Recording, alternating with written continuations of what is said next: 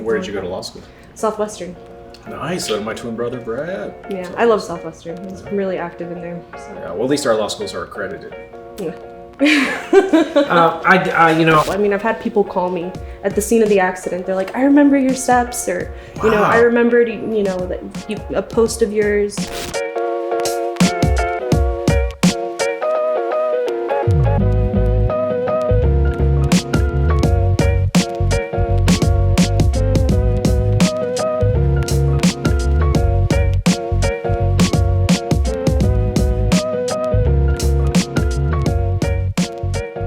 Welcome to this edition of Bourbon Approved, where we talk to those who have been successful at law and life, and we do it over a series of spirits, some low proof, some high, mostly high, because we have our co-host today, Mr. Mauro Fiore. I like them when they're high. Oh, here we go already. Now the most watched episode of Bourbon Approved for a reason, who takes outrageous positions and stories. Mauro Fiore, thank you for coming here today. My pleasure, Bob. You invited me to come and co-host some episodes, and I couldn't say no. All right. Well, we're here today again, shooting on location at the firm, which is the first ever guest of Bourbon Proofs, his location, which is a members-only whiskey. We're going to raid the bar later. We won't tell them. Turn the cameras off. I already picked something off the shelf. Oh, yeah, you actually might have. But we're very, very blessed today to have none other than Esther Estrada and her husband, Primo. Adrian was called Primo for this episode, right? Yeah. Primo Adrian. Primo Adrian. Beautiful. So we're going to talk a lot about Esther's success as a lawyer, building her firm, and how she and her husband have worked together, and your story. So I'm going to kick this off because this is going to be a story starter, I think. So I have one that's called Horse Soldier Bourbon. So this is after you have a female distiller, Elizabeth Pritchett. I was texting her last night. Yes, they do in fact allow female distillers. Really? It must be actually Macallan now has female distiller that does whatever. So, but horses, because I saw on your Instagram the other day when you guys are both little kids riding your little ponies around. You're like 5 or 6 years old on your little horses. So we're going to start this off, and I want to hear the story of how you two met. Cheers. So since Esther is obviously pregnant with child, I'm with child. you can only have 4 drinks today. No, Prima will be taking her drinks, so. I'll sniff and take a little lick here and there. Yes, just pretend like you've had a few. Bob, I don't mean to interrupt, but I also have a horse story, if you want to hear it later. Oh, God. Should we just hear it now? No. It's better. After a drink, we can. It's better after a drink. But anyway, so, go back to your story. We're at Inland Empire. This is... IE. You guys are 6 years old. It would have been 1986 for me, probably 1942 for him when he was 6. But what year were we? Let's take us back. How old were you? We were 11. So. 11. When we met, yeah. Yeah. That was in 2003. Oh, wow. Yeah. Wow. I know, I was like, do I really want to say that? Yeah. In 2003, I had already been a lawyer for 7 years or something. I was in law school. I'm fucking old. Well, this is the cool story. So Esther, we never ask a woman her age, but how old are you? Because they want to. I just turned 31 a few months ago. And this is the story of how long have you been a lawyer, and how long have you had your firm? I have been a lawyer, it's going on 4 years, and I've had my own firm for just about 2 years. 2 years in December. So it's been pretty good. Yeah, you've had success out the gate. Oh yeah, I got chewed out by a judge on Thursday, because he read my declaration. In my declaration, I've been in the personal injury field for 10 years. And he's like, you have a duty of candor. I don't feel like you're being honest with the court. What? And I was like, I got very confused. I was like, what do you mean? He's like, I saw your bar number. You haven't been practicing for 10 years. I was like, no, I said I've been in the personal injury field for over 10 years. And he really had me lay out my history. He's like, well, where'd you start? What year? And I was like, okay, this was 2012. I literally started it as an unpaid intern during the summer. And then they quickly put me up as a case manager's assistant. Wow. So I literally started from the bottom as a case manager's assistant. Q Drake, right, Primo? Yep. He's very artistic, which we're going to get into, so. Okay. Yeah. But I know, he has all the arts. I have no artistic bone in my body whatsoever. He's got the arts, Mara's got the farts. I'm sitting right next to him. If he asks my wife, absolutely. I got those too. I was going to say. This is vegan bullshit. This is what happens with vegans. Yeah, they're very gassy. Very gassy. Yes. But yeah, so I really had to kind of tell the judge how I started, and then he was like, well, you need to state that you've only been practicing for 4. I'm Who like, was okay. this jerk? Can you name It wasn't Just it give was us in Ventura. It was in Ventura. Okay. And it's funny because Did he wear a bow tie? I'm not gonna say. Okay. Yeah. All right. Esther, have you ever had the pleasure of seeing me in court? I haven't. Okay, well, if you ever get the pleasure of seeing me in court or on a court call, you would have loved to hear what I would have said to this judge. Well, Because I'm legendary for talking to judges how they should be spoken to. Oh Lord. And That's a fine line. I've had people call me, like lawyers I don't know, and saying, "Man, you're my fucking idol." Because if they want to get crazy with me, I get crazy right back. Fuck them. I mean, some of the craziest people that we do know are judges. Yeah. I mean, they're honestly. I mean, it's crazy. I feel like you kind of have to be crazy. I remember one of your buddies that got kidnapped and negotiated his own ransom down in Colombia. Yeah, We're not gonna name. Don't tell the story. We can't tell that story, but let's just say he was in a bad part of town. Bad part of in town. Medellin. Oh. I think I saw a few movies about that. Yeah, it is a bachelor party in Medellin. And I wasn't invited? You didn't know then. If I mentioned the two words that if I mentioned to my wife I would get shot are Colombia's one and Thailand's the other. If those words came out of my mouth, I'd be dead. I actually was blessed to go on their honeymoon with he and his wife, and at one point, his subliminal in the middle of the night, he was yelling, "Bring on the French horse!" And his wife was so mad at him all day. We didn't know the story. I just knew she was mad at him. I was like, "What's going on?" And he was saying, "Bring on the French horse." I was like, "No, he was talking about French doors, Alex. He's been talking about I was talking in my building a new sleep. house." Or dwarves. Talking my sleep. Or He dwarves. gets in trouble for what he sleeps and says. I sleep talk. I was talking about French doors.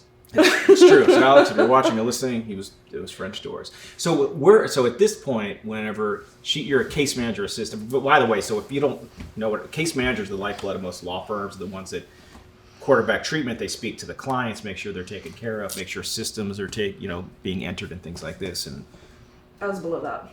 below that, but you learn so much doing that. No, and I feel like that's part of my success. Everyone's like, how did you grow so quickly? And I've literally worn every hat you could possibly wear in a law firm.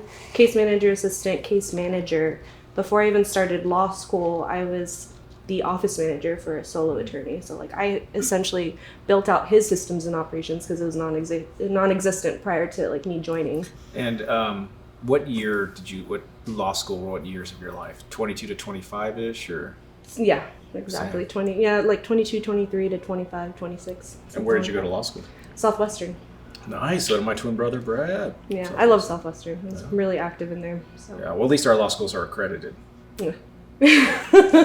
I decided to go right for the bottom, and I went to an unaccredited school by choice. By choice.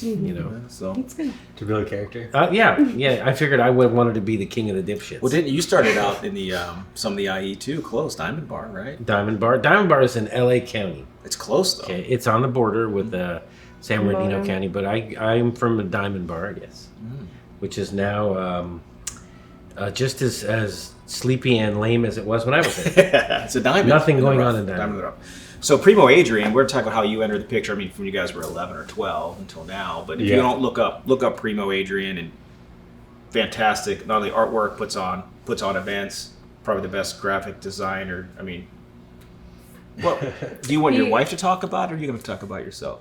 No, I mean I could go into it. I want to talk about how you guys you've been dating since you were 12? Oh God, no. No, we started dating when we were 14. Oh God, wait. I know. It's like I shouldn't have said that because it wasn't that much better. 14. And you were 25 at this point? She was No, 14? I was 14. I know. I'm actually He's younger he's younger than I by, am. like, 8 A few months, months. Yeah. Oh, Yeah, he's robbing going the in, I was coming cradle. out. Robbing the cradle, Esther. So you guys are dating, 14, and then, you guys are doing this journey together. So what's it like whenever she's in law school, and where are you? When she was in law school, I was actually I was already doing my own events and stuff with my best friend, and we had our own little company, and we were doing a lot of stuff in Pomona, and I was actually DJing as well. Nice. Also, I've been working for DJing Bourbon. since I was 15 as well. So anyways, kind of in the whole nightlife / concert scene. And we switched from nightlife into doing regular concerts with different artists, like hip hop, indie music, electronic stuff. Then I actually, at that time, right when you started law school, I ended up getting a job at a concert company called Golden Voice. They do Which they're the ones who Coachella. do Coachella, Oh, nice. Stagecoach. And, But even before that, like he Yeah. booked some crazy artists before they blew up. Like When we were in Kentucky on the Bourbon Proof tour, you were like negotiating with, I think it was the Wu-Tang Clan to do some of that. oh, I did a tour art poster for them. Oh yeah. man, I mean that's such cool shit. And I wore this LA shirt for you. Sick. That Who's the artist that did this? That is Esteban Orioles photo. Yeah. and he's Yeah. pretty iconic, very Yeah, he's famous. Adrian's worked with him. What festival was that for? It was for a collaboration on a festival we did and Oh, with here in a LA. brand called Born and Raised, and like he shot Oh, it. cool. It was a pretty fun project. And how do you two complement it? So when you're doing this shit and you're in law school, I assume not a lot of money coming in the door yet. We were just getting by. We were just getting Yeah. by. But so like, yeah. tell the struggle. People like think, oh, you have your own law firm. You must have Yeah. had mom and dad's money and must Yeah, have we living were- rich. We were getting by. At that time, I was just DJing, and I got a part-time job at Golden Voice when I was still a senior. Esther graduated before me, so I took the I was on the little 4-year extended route. year. What college did you guys Cal go? State Fullerton. We both went to cool. Fullerton. Yeah, Titans. yeah, Yeah. we're Titans. Go Titans. Yep. Are you Titan too? No, my brother went there for a Okay. very short period. Mar, where did you go to undergrad? I forgot. I didn't. Mar's one of the rare ones where you don't need Well, to go. actually, that's He why has I an went. AA degree in That's golf why I went to management. unaccredited law school because I didn't graduate from college. I do have an AA degree Oh yeah, and from golf College management. of the Desert in golf resort management. Wow. And let me tell you, it's been instrumental in my success as a lawyer. My background in golf cart maintenance and turf grass management. It shows. Can you see? He gets Do you a have lot the best turf or best lawn? I can grow the grass better than anybody. I heard that phrase, the grass is always greener. Is that true? I don't think so. I've looked, and it's not. He's got the best manure too. He does have the best manure. Self-sodded. All right, Adrian, you gotta Yeah. pour So that last one. then I gotta pour you. I We're get gonna like- line You up, so have to finish. give me his other glass. I get a part-time job. Yeah, we're not gonna pressure there. you, but I'm gonna pressure you. Okay. Okay. You're gonna have the next one. So I have like a part-time job Ooh, there. And, hell of a pour oh. too. Give me that pour. You're gonna kill him. You can have. So I'll give you a little more. Don't worry. This is really good stuff. So I'll get it. See, you're pouring him primo pours, and I'm getting like the second cousin. Oh, come on. Primo segundo. Yeah, Yeah. primo First segundo, cousin. distant primo. He's primo. I'm distant primo. All right, distant primo. He has some distant primos in Sicily that will do very bad things. But yeah, so then I have this part-time job at Golden Voice, and in the meantime, I'm just DJing, pretty much doing any like side gig I can. I had got into design, and Were you doing design at Fullerton?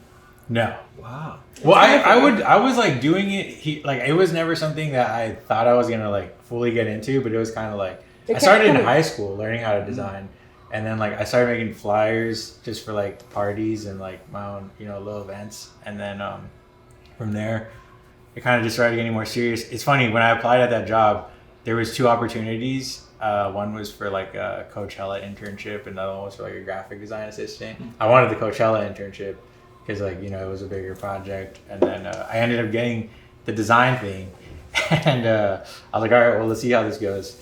And then And here you are. but I was like the thing was I wanted to be in shows. Like I got my foot into the door into the music industry. I didn't have like any special connections, no uncles or primos or nothing.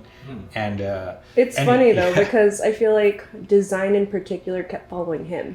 He went to school for marketing. He wanted to be into like he wanted to do the marketing for all these festivals. So then, how do you help? Let's just fast forward. Well, I'm going to introduce this bourbon. I'm going to fast forward of how you use it. So this is the Prideful Goat, and people don't know Mar Fiore is the Billy Goat. He can climb anything. That's Well, I'm actually- sure-footed like a bighorn sheep. Yeah, except for that one time he almost fell down that lava tube in Iceland, also in your honeymoon. I have a picture. It saved his life. Grabbed his ass, saved his It's life. a story that Bob has told, but yes, he did save my life. I It's- was about to go into the molten magma of the earth, Redhead magma. and Bob caught me before I fell down. And it was in Iceland, but we were drinking too. Well, Can you imagine? We might have been drinking. This one's called the Prideful Goat. So this is 6 years of straight rye whiskey. This is done by Chris Hart, who you met. He does the Houston Whiskey Social. He co-hosted a couple episodes with us. Oh, in Kentucky. Louisville. Yes. I So he was sent gonna me say, this. did he? So you didn't buy it? No, he Kentucky. shipped this to me because it's hard to find this in California. But This is amazing for a rye one. Like this is. And this is one of my favorite ones. cask strength. This is strong. So this is 57%. So it's 115 proof. Very nice. For what it is. So a little stronger than the amaretto that Primo drinks at home, I'm sure. He's used to Midori melon. He's an artist. Okay. All right. So then does he help you or how do you help with kind of the marketing? Yeah, so I mean, I basically, I got better with design and like I pretty much developed her branding, like her website. Nice. Thank God, Pretty because when I was starting, I had no idea. I'm like, let's just get a website up and going and I'll figure it out. He's like, what's your branding? He's like, what's your marketing method? Like, how are you going to come up with your marketing theme? I'm like, what are you talking about? I don't know. Like, I'll figure it out. And a lot of people charge a lot of money for those things now. Yeah. I know. Did you give her a discount? You could charge just Did you give her a discount? No discount? I'll pay in other ways. You guys just bought your first home in Hollywood, so yeah. I mean, success stories there. So then how is he helping you with your firm in that marketing path? I mean, it's people ask me, they're like, how are you doing it? He's really my secret weapon for sure. I really didn't want to do social media marketing. Like a lot of people, I'm like, I want people to take me seriously. I don't want to be a TikTok lawyer or like any of that stuff. But he really talked me out of it and kind of threw my pride out the window. He's like, you need to come up with your marketing method and you need to be consistent. Social media is the new billboard, honestly. Like that's where everyone's at. People are on the freeway. You see all the billboard lawyers, but I feel like being able to post on social media online, people kind of get to know who you are and they already have this sense of trust. So my sign-up rate is insane. So are you getting where's most of your cases coming from? Initially, it was coming from social media. Wow. I'd say, 80% of my cases the first year were like social media. But I'm in my second year and I've noticed that now there's been a big shift. So now it's referrals from my past clients who love me that, one client has already referred like 5 people in the last 2 years. So it's like been. And this is like what we call guerrilla marketing for law firms that can't compete with SEO spends, these crazy people that are spending millions of dollars a month on this stuff. Yeah. But, you're generating a lot of business. You did this too when you started. My marketing budget is, it's been pretty consistent over the years. Zero. It's zero. But, I've been practicing for a long time. Back in the 90s, I started practicing, give you an idea how fucking old I've been doing it. They didn't even have the internet yet. No, I didn't have internet access. You're right. I practiced law with a fax machine and a typewriter, or it was a word processor. But you've been a lawyer since you were like... Word processor. You were a lawyer since you were 22 or something crazy. 23. 23. So no internet or anything back in those old days. So it was just, you took care of your clients. Pigeons. You took care of your clients, and your clients will send you business. That was always my method. So, like, you've been practicing for 4 or 5 years, right? And you have old clients. Imagine I've had my office since I worked at a couple of firms, and then I started my office in 2001, right? So I've had my own firm since 2001. You guys were in 3rd grade. Yeah. So 4th grade. So imagine I have that many old clients. Yeah. So I don't need to really. If I wanted to sign up 1 million cases, I guess I could market, but I could just. My own clients and lawyers that refer me business is where I get my cases. So what was what marketing advice did you give your wife? Honestly, I think the biggest key component was just being authentic and like being yourself. Because like she's already someone that I feel like a lot of people, naturally gravitate towards. She's very friendly.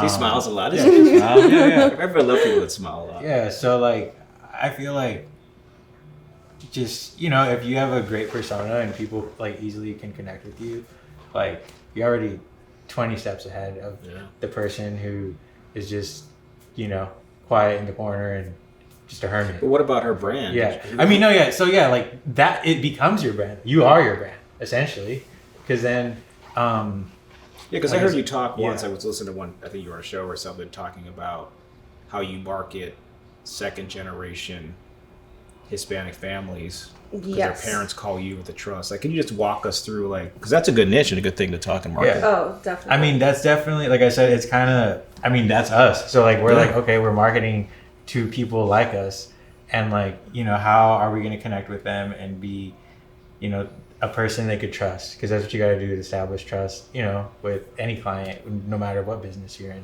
So I feel like that's the key, like number one component, and then just being able to build off that, building social media content, that other people can connect to, and just kind of trying to be a voice. Yeah. And, we sat down and we're like, okay, what's the ideal client type for me based on my personality, my experience? I mean, everyone talks about being authentic, but no one knows like the roadmap. Like, okay, you want to be authentic, but what does that mean?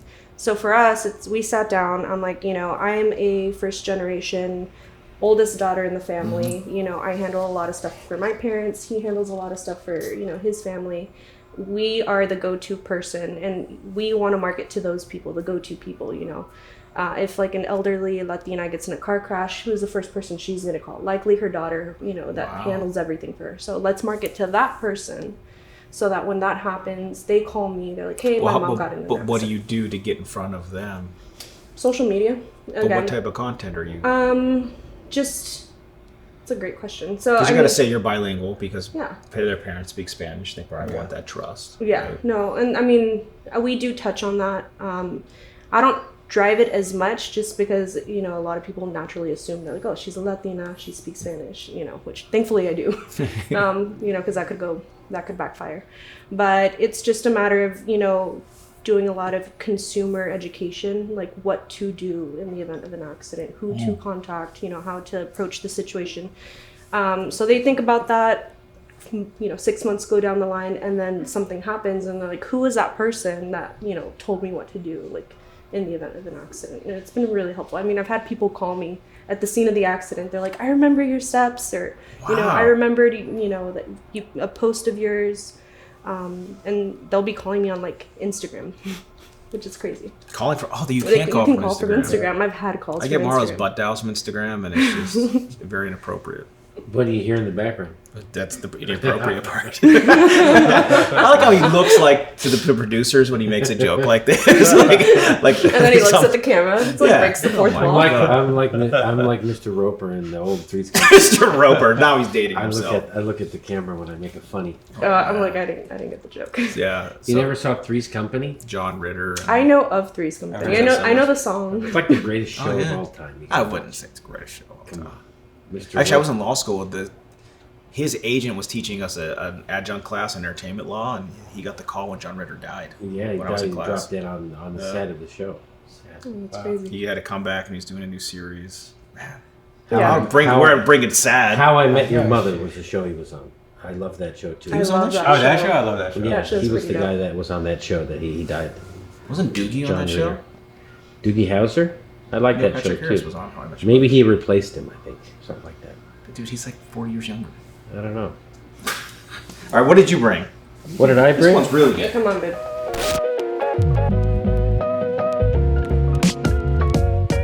This one's I brought this really nice bottle. Yeah, you have to like sip so that you don't have to chug at the end. This is Kentucky Owl. I'm gonna have a This is 10-year age Kentucky Owl rye. This is from the last rye batch release of Kentucky Owl, which was Kentucky Owl put out 3 or 4 releases of this rye, and this was the last of it. 10 years. And Kentucky Owl, if you haven't had it, they source bourbons from all over Kentucky, the really good stuff. They put it out under the Kentucky Owl flag. And a lot of people like it. I like it. It's from a lot. Bardstown, right? Yeah, I got Bardstown. And I got this bottle for a birthday Smell it. present from Gene Sullivan. Oh, no shit. And if you know Gene, it must have really hurt him to spend this much money to buy this bottle. Because as far as I know, is Gene's has the first dollar he made, the first case he ever settled, he still has the money. And that was 30 years ago. So He also is so lazy he doesn't want to spend money on hair products, so he just shaves his head. yeah, because he's not bald. He will saves money by shaving his head. chooses to be. Those Irish are really cheap. Irish from Iowa, dude. Cheers. Cheers. Primo. I would Cheers. say Irish and Mexicans are a lot more Yes. alike than people. You know what's funny is like, because I represent Look at this almost all our clients. again. Look, what is this? I'm trying to keep you under This guy control. is you're sabotaging me. Sabotaging. See, he can't even. You're sabotaging me. Jesus. But I always say, like, because my Irish family, I always say, reminds me a lot of the Mexican Americans that we represent at our firm. Because I feel so, like, working class, salt of the earth. Like these are. It's funny you say that because I think that all the time. That's why most of our clients are. You guys have river dancing when you have zapatiendo. Yeah, but I was Stop like, a what? Zapatiendo. Oh yeah, I never heard of that one. how do you never hear these Man, things? I'm Mexican. I'm as Mexican as you, man. I think he's more Mexican. His I thought you wife were is wise. Mexican. Yeah, but I mean, my mom was Half born Mexican. in the United States. My mom always said, people would say, you're Mexican. My mom would be like, I was born in Chicago. My mom was white, but her parents were Mexican, but she was born here.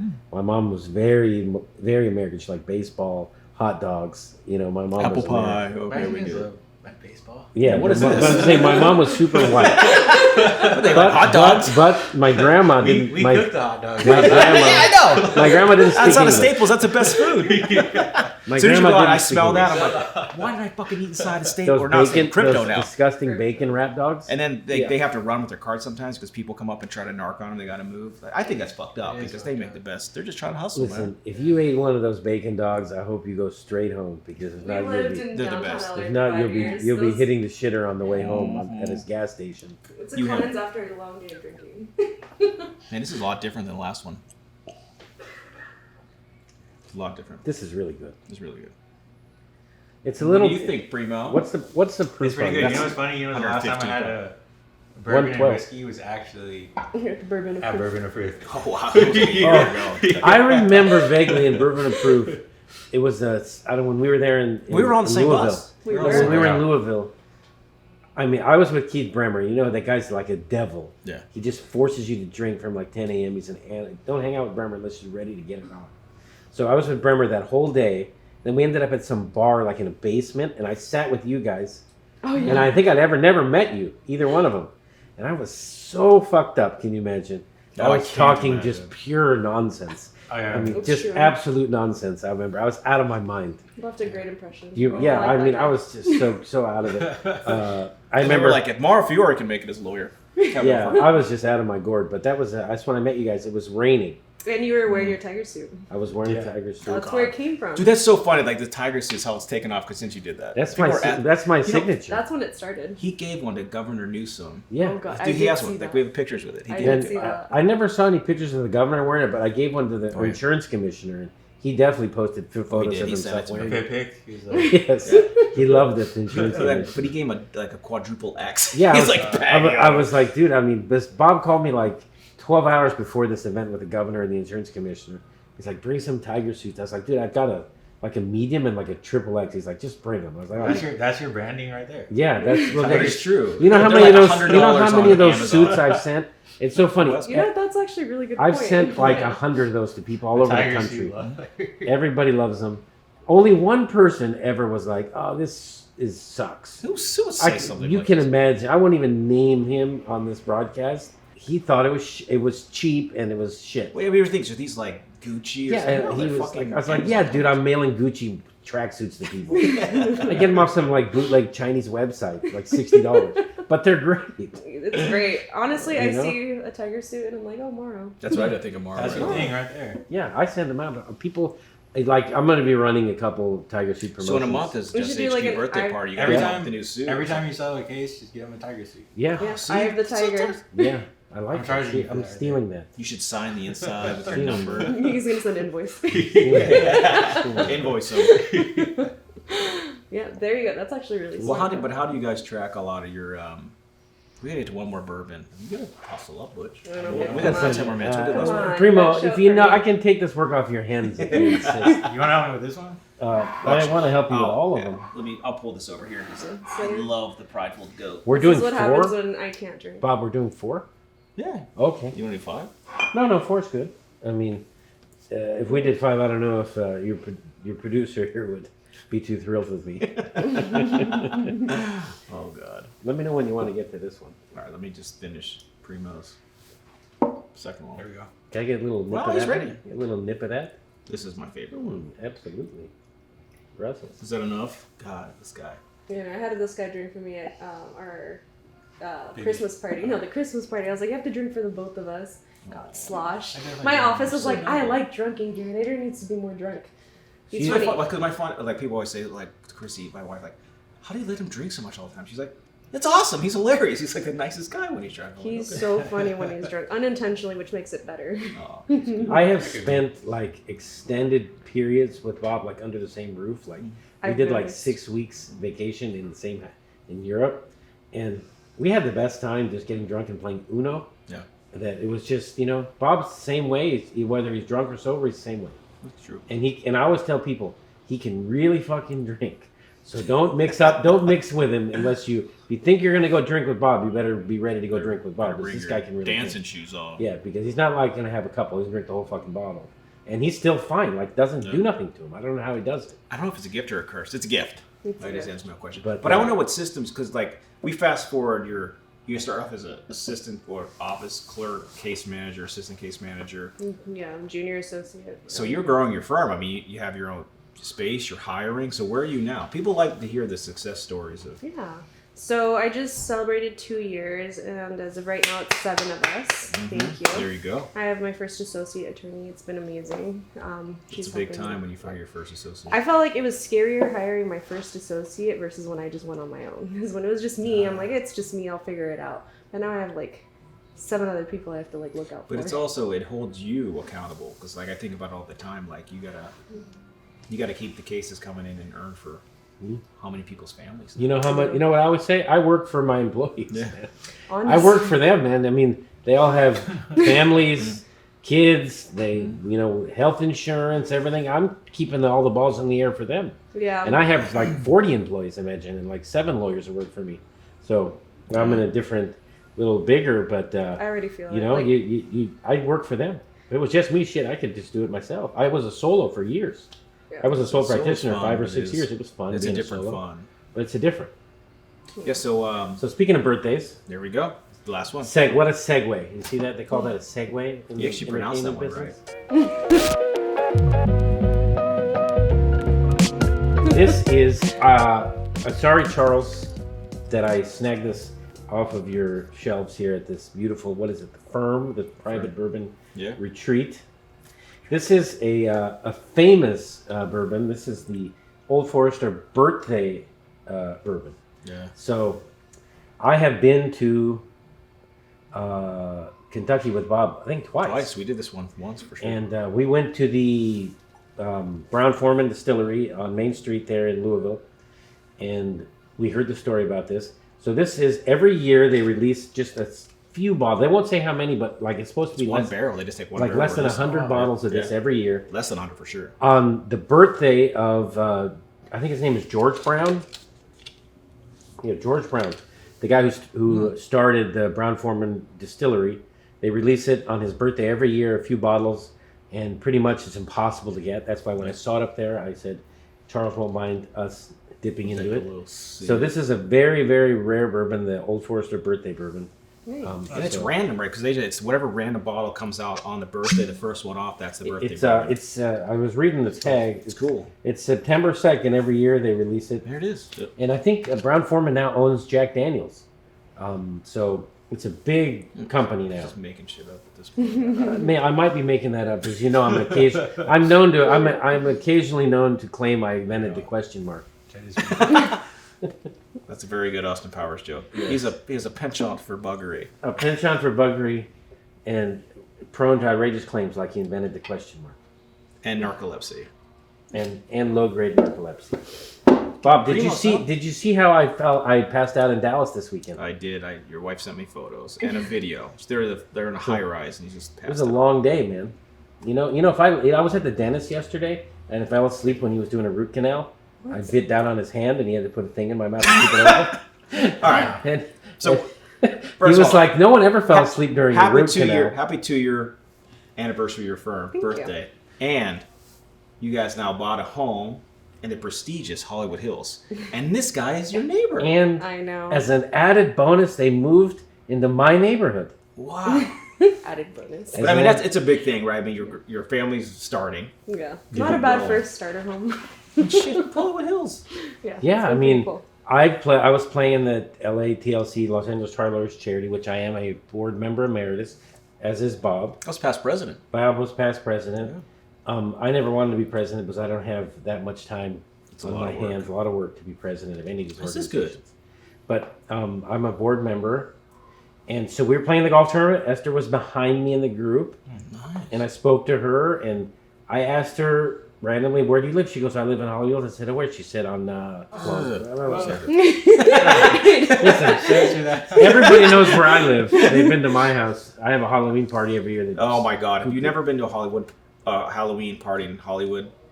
You gotta Go to come to my house. Actually, yeah. I feel like I get in trouble just walking in the door. You know, Richie, the DJ that plays a lot of these events, she was the DJ at my party, and I hire her for everything. before the end of the night, She's the best. She was passed out on the lawn.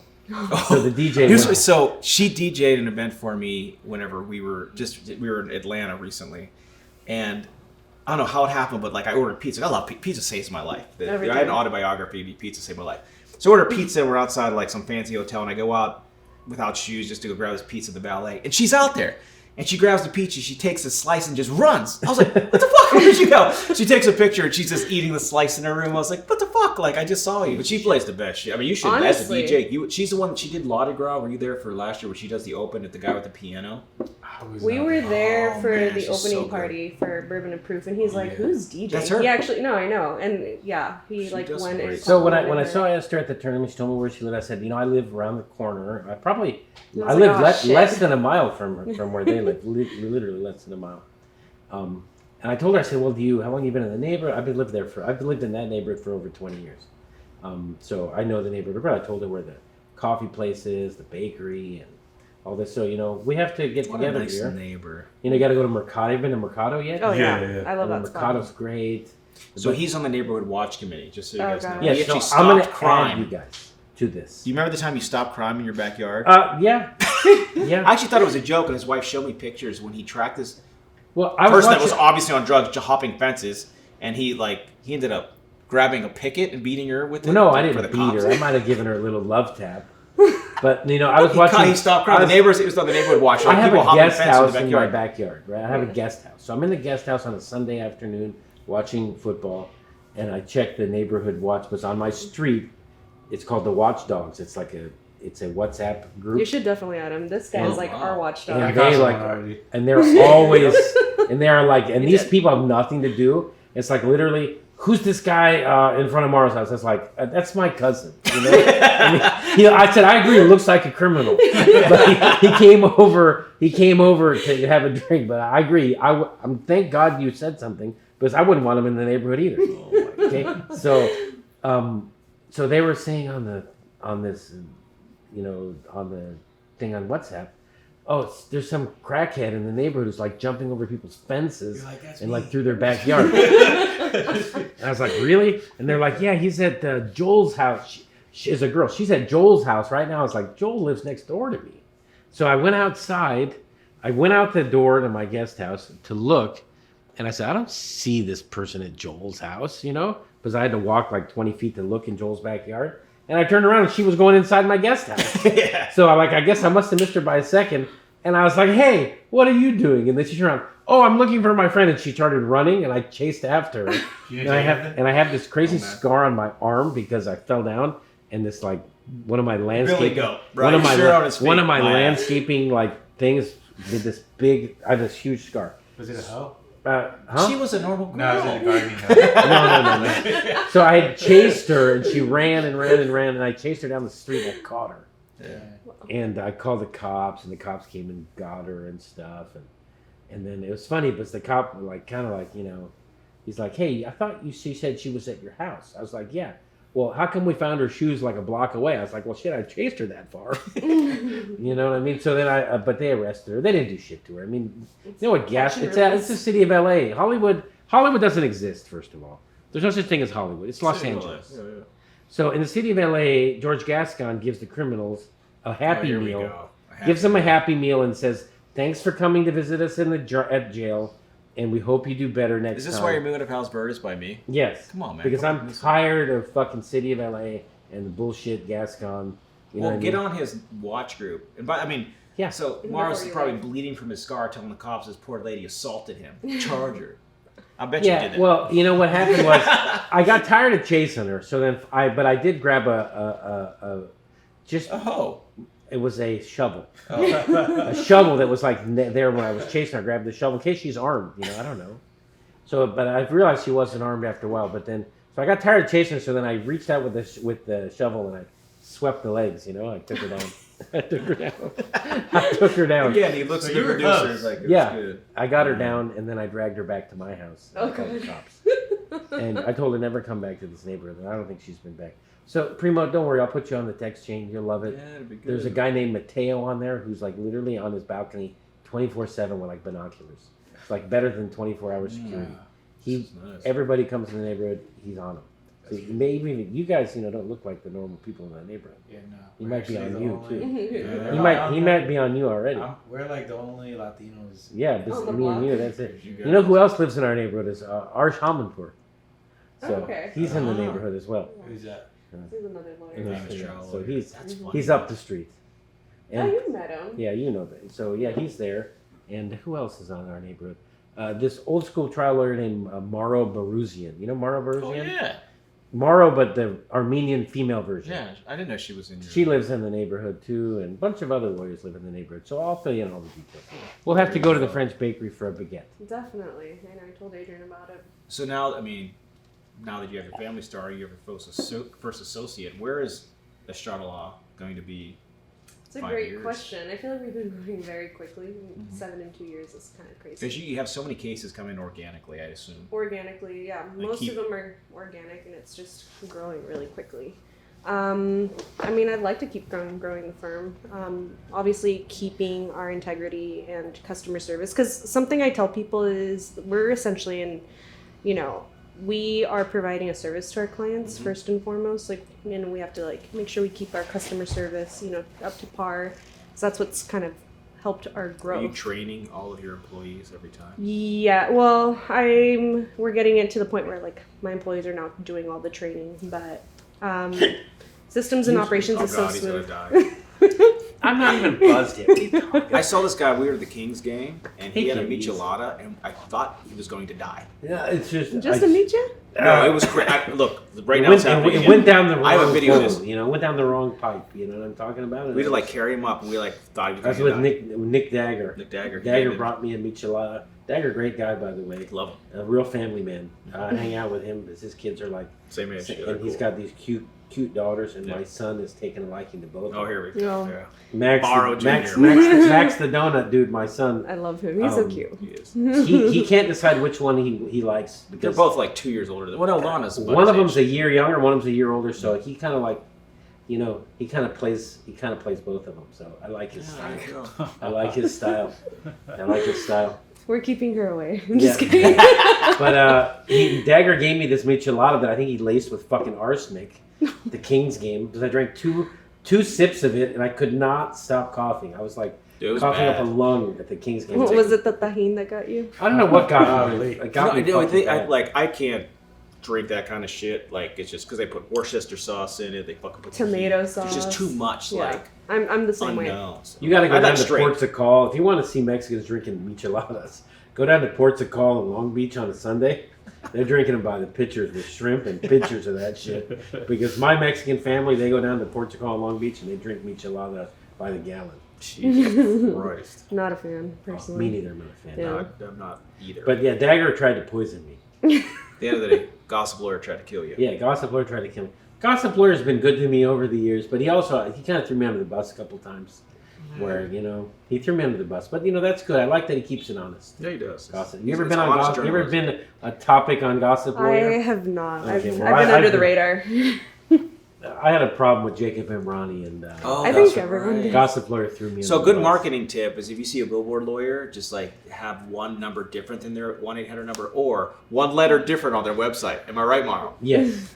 Because remember, the average person looking at billboards can't really spell, So Jacob can be spelled a lot of ways, So call Jacob five or six different Jacob with no B at the misspellings. end. That's Call Jacob. Call Jacob. Yeah, I mean, hey, and he's not the only one that I for the record, I have canceled all these websites that I had. Uh-huh. But at one time, I might have had lots of websites that redirected to my website of common misspellings of a lot of very big Smart. websites. Actually, all these stories I think are like Because he makes them up, but I was in the heat of it because he was getting like because we were in. people who watch daytime TV at like 2:00 watching Judge Judy, I don't think they're the best spellers. Okay, so that's me personally. So because if you watch Judge Judy all day long, there's just lawyer commercials. Did he track the ROI on that? Well, what happened was J.K. Mamrani got wind of it, Oh. and he started sending me these nasty texts, and because I know the guy, you know. We were actually drinking whiskey. We were in Cabo. We were in Cabo, and he was calling like cussing him out. J.K. Mamrani was calling me, "You fucker! You got to transfer these websites to me tonight, tonight, or I'm going to sue you for." He called it cyber squatting, which I don't know if that's true or not. But hey, whatever, man. Huh? Do you see? No, I gave him the fucking websites. Oh, shit. Although they did get some traffic, I'll tell you. But I gave him the websites before. You don't want to deal. Listen, you don't want to. It's unnecessary. It was a novelty. Like, He doesn't JacobArmani.com. Well, no, it's like call Jacob, Call but with it was one like L. call Jacob. Call Jacob with a Y. With like, yeah, I mean, I spent some time thinking about how people Call would Jake. misspell it. I mean, I'm crazy like a fox. I think that is actually cyber squatting. Yes. So, So, but yeah, it was I like, gave the it- thing that he did. It was like you'd put in call Jacob with one L, and then you'd push hit. And he did this thing where you go push the button, it would just go right to Morrow's page. Yeah, just it was redirect, very you know, funny. That's redirect. actually happened to you in a festival, remember? Oh yeah, someone stole our. Well, they didn't steal it. They just bought an alternative. Like they added like a little thing to it.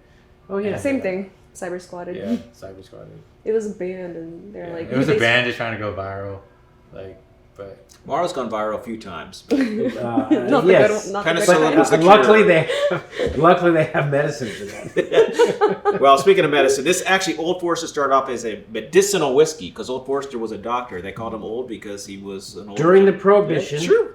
you could. This is why Prohibition was such horseshit. During the Prohibition, you could get a prescription for bourbon Or from your brandy, doctor. right? Oh, or for weed. You could get a prescription for whiskey. So Old Forester was one of the ones that stayed open during the Prohibition because they were filling prescriptions for people where the doctor said you need to Brandy drink for the whiskey or nerves. something. It's like, you know, I think brandy was in the. my grandma was Mexican from Guadalajara, and she said you could cure anything with Presidente, which is this like shitty Mexican brandy. That will like if you like put it on like a sore or something, it'll Go away. go away. Well, So yeah, that's a I Mexican understand name. that My Mexicans Irish family said it was salt water and whiskey cured anything. Presidente cures anything for Mexicans. Or tequila. My dad's like, if Presidente he starts or feeling a Menudo. sore throat, he just throws back a My dad shot. says again. My Irish dad says the same shit. Yeah, he just Give throws him back spirit. a shot. So 5 years from now, where's it going to be? You're going to have a team of lawyers. You're going to do more intake. What's it Yeah, gonna be hopefully. I'd like to keep building the firm. See how it goes. I don't want to go too big either. So we're going to end on this. Well, I'm going to give you my best advice for young. I was going to have them give advice. Of I'm going to give together. them Here my we go. best Here we go. advice. Let's and go. best way. Remember, before you go out and buy a Bentley and all kinds of crazy shit, remember your silent partner, Uncle Sam. Don't ever forget it. Yeah. Because I see all these young lawyers, Okay. they're riding high on the hog. Right, Bob? You see Yes, this? it's very riding bad. high on the hog. I settled this case, and the next thing you know, the Telling end a of story the before year, a guy that was have a fleet of Ferraris is on the streets. On the streets. homeless, living on a fleet of Bentleys and Ferraris, fleet, and he had like a butler that Oh, would God. like, yeah, I mean, Idiots. but Stupid. No. these guys, so he forgot about his silent partner, Uncle Sam. Remember his Uncle Sam, unforgiving motherfucker too. He takes his piece of the cheese and unrelentingly every year. So remember Uncle Sam before you go buy the Bentley. Buy the Bentley after Uncle Sam. That's good. Oh yeah. But No. remember. Not only is he my marketer, he's my financial advisor. Oh, shit. And my auditor. Okay, good. So you I'm know gonna about hire this you guy. know about the silent partner. yeah. Oh, you yeah. know about him. He's there. Yeah. So tell us, Bob. What were you going? I'm sorry. For I just want to know, like, because a lot of lawyers that we know have unsuccessful marriages, and I think they make many critical missteps. So what have you done well that you can give advice of working, well, separately yet together, and why you two work? Bream, I'll start with you. I'll put you on the spot. You can take another drink if you want to have I it. would say He's ready for another cocktail. Yeah. Here we go. He's like, well, let me just drink before I say anything. I mean, I think one of like the biggest things that has helped us is like that we're both constantly growing, and I feel like not even just for lawyers, but any relationship where there's kind of one person, you got the straggler, and then you got the person who's really doing it. The hustler. It could. I feel like that's one of the biggest things that I've seen in just any relationship. Whether it's the whether board partner at home, it's the jealousy. Exactly. Because you're out there hustling. And I agree with you 100%. I think you have to have your own hustle, your own businesses. And even if you're not, let's say, like the most successful, rich, or just making crazy money, like as long as you have your thing and like you're focused to that, like that will help significantly. Because like I said, you don't have to be also making a crazy amount of money, but whatever it is that you're passionate about and like doing for a living, focus on that. And like obviously, like we have to be able to create time to spend with each other as well, because I mean, I'm a workaholic. You have to be too. We all are workaholic. Yeah. We talk about like, why do we work so much? But it's like if we weren't working, if I wasn't working as hard as he was, or he wasn't working as hard as I am, we'd be like, what the hell's going on? I think that's like the best. I think we understand each other. We've consistently been pushing each other to the next level. The key. I like that. I think that's like a very important key, because as long as we're both happy doing what we love and staying busy, I feel like you don't have time to you don't have time to like kind of Esther, I mean, since you own your own company, you own your own business. I mean, this is you do Primo, Esther, you do too. He owns like 3. Oh god, well, I love it. It's the same shit. Like running different companies every hour of your day, and deal with issues. Do you have a shut-off valve? How do you handle that? It's so hard, but I mean, I don't think as a business owner you're ever fully off. I think you just learn like, I have this next hour, I'm gonna like be present in the moment. We have our things like our date nights that we schedule. We literally schedule our date nights. I'll tell you one thing. I was trying to schedule date night, and when I found out you're praying, because I'm doing all these dinners, I was like, you're praying. I'm waiting for you to be able to drink. Yeah, let me tell you. Please. Let me tell you. One thing that's gonna change all that is that kid. Oh, we got the nanny on lock. Night nurse is the best advice I'll give you. Get a night nurse, because they're both valuable for parents to sleep. Bob, do you want to ask me my secret to my marriage? No. No, are you married? I'm gonna tell you. Please. I know the answer, and I'm not going to say it. My answer don't say it. To my marriage is fear. Oh my god, that's way worse than I thought it was going to be. I'm scared of Mrs. Fiore. Oh, that's true. She keeps you in shape. If anybody knows Mrs. Fiore, she doesn't fuck around. She is but on the good end, the only reason I'm still alive, I think, is my wife. Yeah. Or I would have been dead by now, because I was fucking wild. I got married when I was 40. I got married when I was 43 years old. I was fucking crazy. So thank God I got married and I have kids now. Yeah. And so marriage is a beautiful thing. Mars not a family guy. I'm a family. Anyone sees me on Instagram, I'm fucking father of the year, man. I love my kids. I love my wife. Changed my life completely. So that kid's going to change your life completely. But it's going to be the best thing ever. And you guys are so young, you're going to be able to really appreciate it. And let them be part of your lifestyle. Enjoy the things that you like. Yeah. I mean, we traveled through Europe, me and Bob and our wives and our 4 kids. My wife was 8 months pregnant. And she was 8 months pregnant. I swear I thought she was going to have her baby in Europe. I thought we were too. I was actually hoping. Like, we did 6 weeks in Europe with the kids and everything. And it's easy to do it with other people that are the same thing. Yeah. Bob is a dad, like the best dad you'll ever see. I'm a good dad. Both great mothers, so it's very easy. It's very easy to travel with people who are on the same wavelength. Our kids are our priority, and so our kids are our priority, and then of course everything else is secondary. But that's how it is. So once you have kids and stuff, you'll realize you hang out with other people with kids. You'll see how they act. You'll act. Why are you wearing Balenciaga shoes? Oh, well, once in a while, I gotta spend. Speaking of kids, all right, we gotta wrap up. I gotta spend a couple dollars sometime. Should I wear Payless shoes?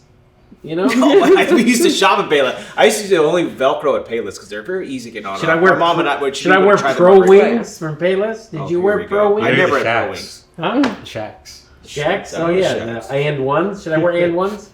And ones? My dad convinced me that Jordache was Jordan when I was a kid. I played well at school. We didn't know the difference. Look at that symbol. That's Jordan. Okay. I'm an older guy. I got a couple bucks. I buy Balenciaga. Okay? I like it. Okay, it's fine. Well, we're going to wrap this up. So we usually ask, what is your bourbon of proof at the end? What is your bourbon? But she don't know. Well, let's ask Primo Adrian. Primo, what was your favorite? One stuck out to you. We know you're a tequila guy. It's fine. I really like this last one.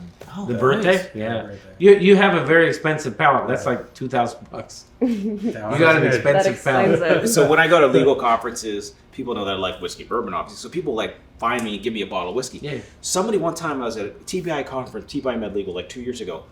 Put this in my like carry-on bag they give you. Put a bottle of birthday bourbon. With a I didn't even birthday? know. Like I went home, I put That's it on my literally shelf. like a... I know. I didn't know it at the It's time. like I a didn't- unicorn. So like somebody came to my house, my buddy Randy, and he's like, "What the fuck did you get that?" I was like, So- "Somebody gave it to me." From what I've He's like, "Let's heard- open it." And I looked at the price. I was like, "Holy shit!" From like, what I've heard, that like the 100 bottles they put out every year are like reserved already for like Justin Bieber and shit. You know, like Yeah. famous people already have like them Mauro on Fiore lockdown. Jr. No, there's a Mauro Fiore Jr. who lives in Los Angeles. That's a producer. It's not him. No. Look him up. Mauro Fiore is a cinematographer, Academy Award winner, the motherfucker.